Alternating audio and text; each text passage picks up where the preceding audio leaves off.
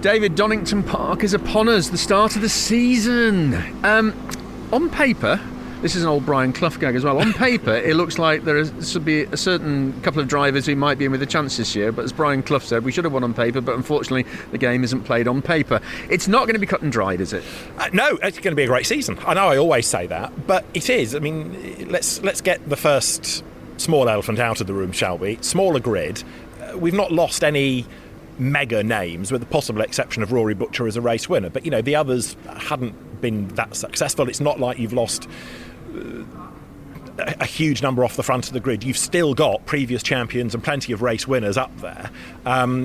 You sit down and list the people that could win the championship or could win a race this weekend, and it's most of the entry, bar 3 or 4 names. So let's dispel that myth that it's a weak entry in some respect, because it isn't. With that in mind, and the fact that there are so many potential race winners and therefore potential champions, can't wait. And I think when you throw in the changes to qualifying and the changes to tyres and the changes to hybrid, not all of which we'll see this weekend, admittedly, but there are so many variables. It is very, very hard to call who's going to be champion and how, and whether that is by racking up a load of wins or banking points. We could be in for another of those bizarre seasons like we had, was it 2016, 2017, 2018? 17 different winners in a season. It might not be that number, but you know where I'm heading with it. It's going to be so many potential victors. And given the regulation changes, we could be on for another of those really strange years. Yeah, the testing's been a bit strange this year as well, hasn't it? Because there've been wet days, and sometimes you get a sense in testing of where the top half of the grid's going to be. But I haven't really seen that so much this year. No, and the problem with testing is that you don't really know what everybody is doing. Are you on a full tank of fuel? Are you on new tyres? Are you on a race run? Are you on a qualifying run? We won't really know until we get to the end of probably FP2 on Saturday here at Donington. And there's a little bit more pressure in that because people want to try to make sure that they're quick because they need to carry that into qualifying. You can't be prattling about early on in qualifying because you've only got, in that first segment now, 10 minutes. You've got to get it right in 10 minutes and then keep progressing. So we're going to learn a lot this weekend, and even then we're not going to learn the full story because qualifying will be everybody on full hybrid and race 1 full hybrid, which we won't have at any other point of the year. Back at the media day, the talking points with the drivers were the effect of the hybrid, the enhanced hybrid. They're calling it DRS, push to pass, lots of different names for it, but it is going to make a significant difference this year. Maybe not so much this weekend, but as the season progresses. Yeah, I think when you get to race 2, for example, when it starts to have a bearing, different descriptions have been offered, like it's having, when you don't have it, it's like somebody grabs hold of you and pulls you backwards, or if you've been on the motorway behind a lorry sort of using that tow and then you pull out and you lose that slipstream effect and suddenly you think, ugh. Or if you've got a car with a sport mode and a normal mode and you flick from one to the other, it's a noticeable sort of sag. So the drivers are assuring us all that it's going to have a real difference, and that will be good. I think TOCA have been fairly upfront about the fact that if things need tweaking, they'll tweak. Yeah. And they've tweaked, and this has been done with some science. They've gone through any growing pains of hybrid and seen what it can and can't do, and have worked now to fine-tune it a bit further. One of the drivers said to me they've now got the hybrid they thought they were promised originally, which is good. Yeah, it's not a bad way of looking at it, and I think the drivers want that extra benefit of it, because I think in year 1, was it Dan Camish was saying at one race that that the hybrid didn't make as much of an impact as the ballast, whereas you always had that ballast, you always had that weight disadvantage, and now this again won't be a straight replica of that, but it will have more of an impact for sure. Yeah. And it's going to be interesting to see how the drivers adapt to it and play with that, because those that have been in the championship since the start of hybrid have an idea perhaps in their mind of how to use it. Rob Huff comes in with only one event really of hybrid at Knock Hill, where because of the nature of the circuit it's a law unto itself, and how he adapts to that and where he elects to use it and how will be really interesting, I think. The drivers are also considering the new qualifying format, the tyre changes, where I think you need to use the hard tyre in the second race after you've done well. Or I'm not sure I fully understand all the rules yet. Explain it. Where we're at an event, it's not relevant here, but when we get to it, I think there are 7 events where we have a choice of tyre.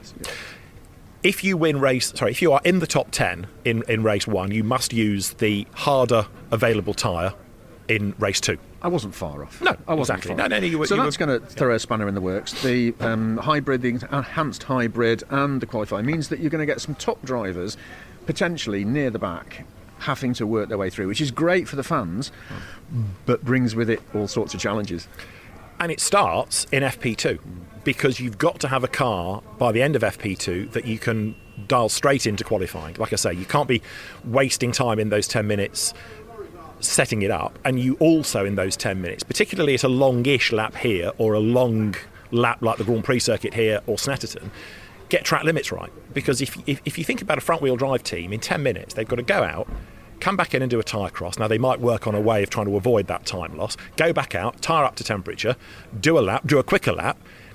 There's no margin for error, and that puts the teams have got to get the car right, but the driver has got to be absolutely spot on to make sure that he's not losing lap times for track limits, because if you do, you haven't got any comeback. And equally, if you have a spin, you've wasted your session, you wasted your 10 minutes.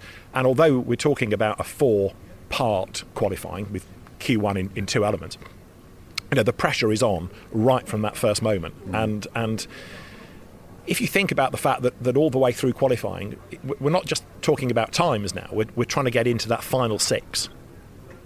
We're even out of an entry of 2021 cars. Getting into the top 6 is pressure, is hard, especially in this company with so many good drivers.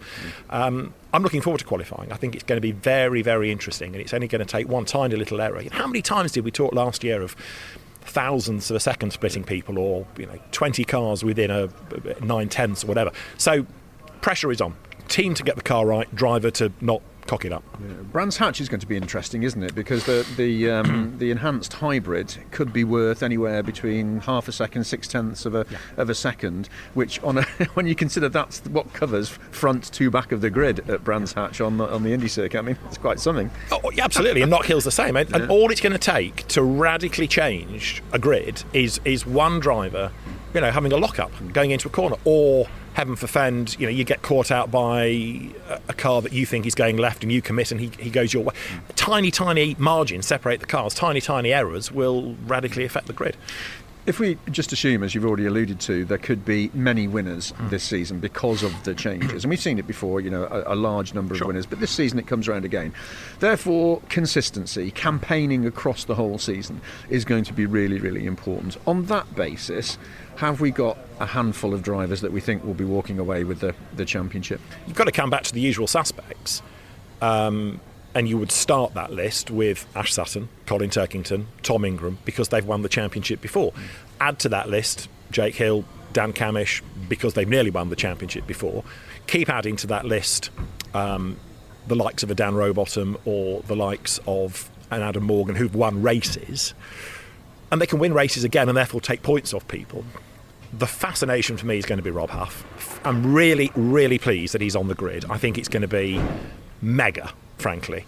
He's nothing to prove in my eyes because of what he's done internationally, and after 20 years of being away, there'll be a generation of British touring car fans that don't really know all about this Rob Huff bloke, but trust me, he's absolutely top dollar. So to have him in the championship is a real coup. Now, you talked about drivers to win the championship, and you're absolutely right, because we all focus on the drivers' championship, but it's not just the man behind the wheel, because a lot of increasingly, you could argue now, you need not just a good team behind you, but a good engineer. Now, how many times have we talked about Tom Ingram and Spencer Aldridge, Ash Sutton and Tony Carosa? And so it's also getting that harmony between driver and engineer, where they're able to almost be mind readers and know what the engineer is doing and know what the driver wants out of a car. But then you've got to be in the right team as well. You can be an absolutely dynamite driver, but if the team mucks up by, I don't know, putting the wrong tyre on or failing a ride height test, it's all out of your control. So the point I'm sort of rather laboriously getting to is that, yes, we've got some absolutely fantastic drivers on this grid, but everything needs to kind of align. You've got to be in the right team in the right year as well, and the team has got to be on the top of its game with processes and making sure that there isn't a ride height failure, that the rear wing isn't slightly too high, or as we've seen in the past with people being excluded. So there is no margin for error, whether it's in the paddock or on the track. just finally, I was just thinking, I felt a spot of rain on my head there. No. It doesn't rain in weather, the UK. No. it's clouding over. Weather always seems to play a part in this time of the year. Here at Donington Park, the last 2 or 3 years, we've had anything from biblical amounts of rain to hell, haven't we? It's going to play its part again this weekend, I suspect. You see, I am one of those people that likes wet races or mixed conditions races. I know the drivers don't, I know the teams don't, and I know people stood out in it don't. But what we had here last year with a deluge of rain before the race started and people trying to second guess tyres and when to pit, whether it was, do we put wets on and go to the grid, do we come in at the end of the green flag lap, or do we risk it for a couple of laps? Seeing all that unfold, I really like. And watching a track change, if it's wet and it dries, I think that's always fascinating. So mixed weather conditions this weekend I would welcome, and I think it's another aspect that is outside of any team's control, and therefore it makes for more unknowns in the result and would make for good racing. Donington National Circuit, which is the one we use to start the season, is normally one of the tracks that gives you good racing. It's got a nice flow to it, and the chicane, a good outbraking opportunity at the end of the lap. For 100 years it felt like I used to do a lot of weekends here as the circuit commentator, and a national circuit meeting was always much, much better than a Grand Prix circuit meeting, because the Grand Prix loop with the chicane, and it was a much tighter chicane then, and 2 hairpins used to break up the flow, whereas the national circuit, it's a more flowing lap, and the racing was always really good. Redgate, good outbraking opportunity, Craner curves to the old hairpin you can overtake, chicane at the end of the lap, lots of places to do it. So we're going to get some good racing whether it's wet or dry, but if we do have somebody tells me it's going to be appalling on Sunday, other people tell me it might rain a bit in the morning. Take your choice. But we won't be disappointed, come what may. Absolutely, it's going to be a great season, and particularly for the fans as well. And of course, seeing you back on ITV Sport. Well, you can't have everything, can you? Yes. No, ITV's commitment continues, which is fantastic. And this year, TikTok is going to take all the races live as well, which takes us to a new audience, not only you could argue demographically, but geographically as well. And I think people that are coming across the championship for the first time will be impressed, because they can recognise the cars, they can see plenty of action. What's not to love? TikTok is known for little videos of people dancing, isn't it? Will we see Mr. Harvey shaking your booty in the commentary box? I can let you into an exclusive here. Not on your life. Good to see you, David.